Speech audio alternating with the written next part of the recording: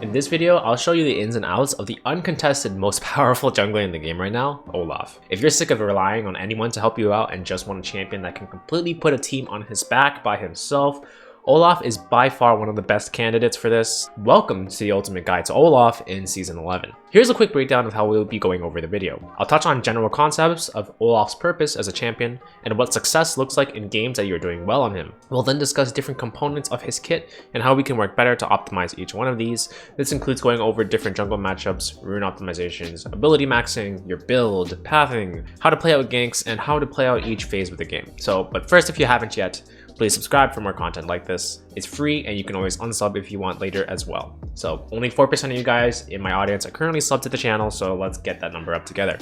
On to the video. Olaf is just one of those most broken feeling and annoying junglers in the game right now, thanks to a combination of the current champions in the meta and due to the strength of Drinker, which makes him an insane drain tank. This is how you can spec him out so you can best optimize his build. Alright, so let's kick off with your runes. Thankfully, it's not very complicated because there's basically only one set of runes you want to go for, and that's the Conqueror page. Olaf is super disgusting with Conqueror because of just how fast he can stack and how reliable it is for him in every single skirmish, making him absolutely unstoppable in the earlier phases of the game. In my opinion, any other viable rune on Olaf is easily outvalued by the insane amount of free AD and healing that Conqueror is going to give you, and the healing it provides synergizes really well with Olaf's enhanced healing and other items you can build as well. Finishing off the rest of the precision tree though, Olaf will go Triumph, Legend, Alacrity, and Last Stand. Triumph and Last Stand complement well with Olaf's tendencies to just run in and try to kill everyone, maintaining decent health levels while tanking entire enemy teams,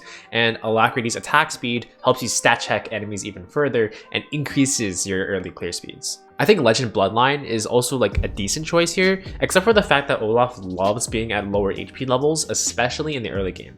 I don't want to say it's too much sustain, but going Alacrity instead allows Olaf to be clear a lot faster. So even with Alacrity, Olaf literally has infinite sustain in the early game, so I think the extra attack speed will let him have more tempo. For his secondary tree, Olaf loves going Inspiration to access magical footwear, but more importantly, will also be able to utilize Approach Velocity, which is so good for helping him keep up in chases. Both of these will give Olaf much more move speed to work with for free, and Olaf's biggest weakness is getting kited out. With this rune set, whenever you hit an axe, Olaf's just gonna get a free burst of 15% movement speed, meaning that he'll be able to just chase any champion in the game forever as long as he hits his axes. For rune stats, I always take a double adaptive and whatever resistances you need for your jungle matchup. Although Olaf likes attack speed, in the early phases he gets plenty from his passive for free, so it's okay to just go double adaptive and chunk people out with your abilities instead. So what pushed Olaf from a great jungler in Season 10 to one of the best junglers in Season 11 is the items he uses as the cornerstone to this unkillable drain tank build. Like his runes, I think there's just a good few items that are good on Olaf that you can build every game,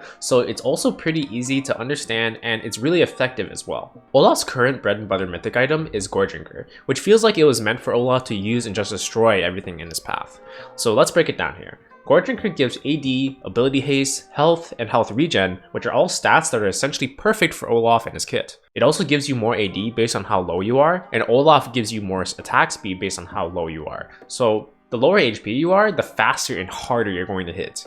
And on top of that, Drinker's active heals you for 25% of your AD, plus 8% of your missing health per enemy that you hit, and since Olaf's W increases all sources of self-healing with Conqueror and lifesteal and all his other sustain, this all translates into a giant spike of damage, healing, and tankiness for Olaf. This item is disgustingly oppressive once Olaf picks it up, and immediately forces enemy players to have to play around and suffer against Olaf's total unkillability. Things get better for Olaf's build thanks to other items that he can buy and be able to consistently dominate with. Steric's Gauge provides him more damage and has a huge amount of shielding and regeneration that helps Olaf survive at lower levels of HP and gives him ample time to get his Drinker procs. Picking up Black Cleaver after this gives Olaf a really well-rounded item and helps him transition into the middle to later stages of the game. As Olaf is a frontline champion, after this point you typically want to buy some more defensive options in order to maintain strong survivability as the enemy picks up more items. The first candidate for this is Spirit Visage for its ability to further enhance the cancerous amounts of healing that Olaf already has in his kit. For anti-heal, picking up Executioner's Calling in the early game and subsequently finishing it into Kimpunk Chainsword will be a wise choice. At this point, I haven't really outlined a good armor choice for every AD comps for Olaf, and to that I would recommend both Deathlance and Guardian Angel for that purpose, as it helps promote the run it down playstyle that makes him so effective. One thing to keep in mind is that compared to some other tanks, Olaf can be greedier and build more offensive choices because of his passive providing both armor and MR for free. So his core items provide a decent amount of HP and healing already, so that's why Olaf can get away with essentially building the same items every game with some exceptions. Alright, so let's move on to matchups. When it comes to matchups, Olaf is extremely frustrating in that he is able to simply run over every champion in the game. In recent times, many will remember Graves as the best champion for that, and it was commonly thought as a good pick into Olaf, but with really low win rates at the professional level right now, it's clearly not the case. Regardless of who you are and what your champ does, you will lose to Olaf in the early phases. Fun fact, if two champions were to simply smack each other in a fight, Olaf will pretty much win every single time. You can use this fact to form the mentality of just going in and running over every single champion you face. When it comes to denying the enemy jungler and taking everything they have to carry the game, Olaf is the perfect candidate for this playstyle. Olaf's combos are not overly complicated, as the champ is really just straightforward to begin with. The main thing to note is making sure you hit your first axe, because that's what leads into the chain of further axes that chain slow the enemy into eternal suffering. Other than that, it's really just a matter of pressing your W key when it's available and using your E in between your auto attacks.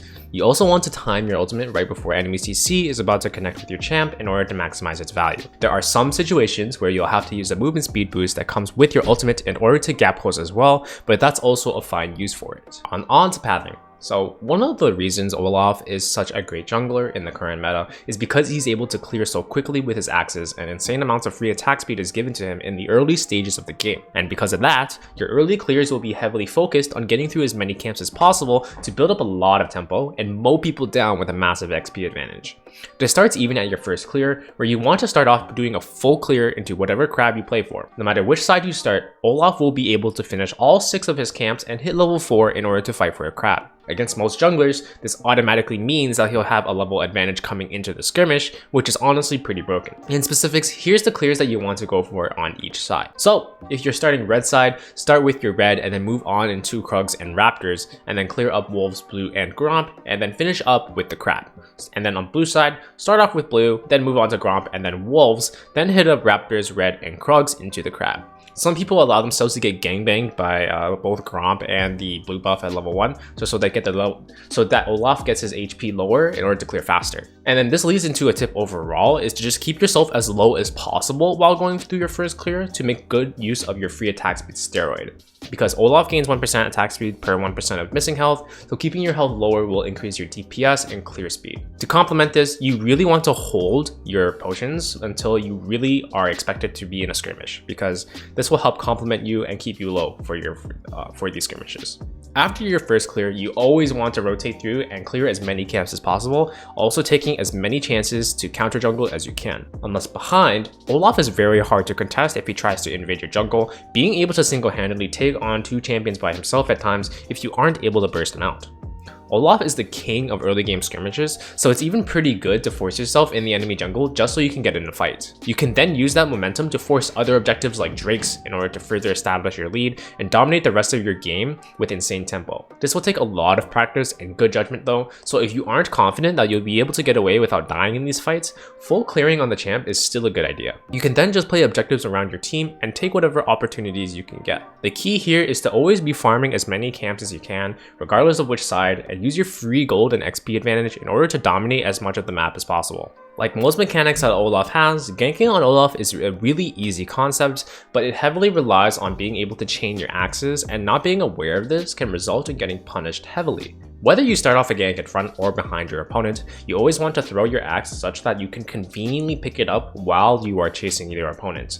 The biggest mistake you can make on Olaf while ganking is throwing your axe in the wrong direction, not being able to efficiently pick it up, and then having your ankles broken and failing the gank at that point because you lose the ability to continue chasing the enemy or slow them, and you just can't really kill them. The same will apply with overshooting the axe, so make sure that the axe is at the right spot and not way past the enemy laner. The main thing that will make your ganks work is just having proper axe control, and if you do, you'll realize how much stronger and more annoying your ganks will be. Animation canceling your E and weaving in autos will of course be a core part of your ganks as well, but whether your ganks will work or not will all be on the axes. Alright, so let's talk about how to play your team fights. Olaf's ability to be able to play out bigger team fights is extremely reliant on whether or not he was able to establish a strong lead in the early game. If you were dominating the enemy jungler and are extremely ahead in the game overall, Olaf can simply charge into the entire team and be relatively successful. His Gore Drinker plus Sterix combo allows him to tank everything the enemy has to offer and then lets him just continuously mow the enemy team down. If you want some sort of a goal while attacking the enemy, Olaf's job is best served as a backline diver, so taking down the enemy mid laner or AD carry will usually mean a job well done. This is also your job if you're not incredibly fed and need to think more about how do you want to start out to play out the fights. Start running in on your desired target and use your ultimate to cancel CC as it comes. Once you get low or have your Sterix proc, this is your time to use your W plus Gore Drinker, restock your health, and keep up the fight.